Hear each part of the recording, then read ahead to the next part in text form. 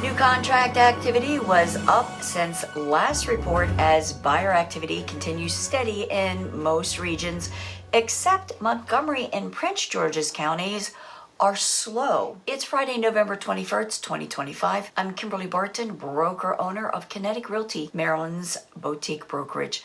This is the weekly Maryland Market Minute. 2,080 units came to the market this report. 858 homes are coming soon, falling 16% this report. New contracts rose to 1,671 at a median list price of $415,000, and days before a contract is received rose to 28 days. 1,456 units sold in 22 days at 98.6% list to sold ratio and at a sold price of $445,000 median sold price. Rental properties rose to 3,993 units and pretty consistent week over week at $2,595 per month. Got questions about your specific circumstances?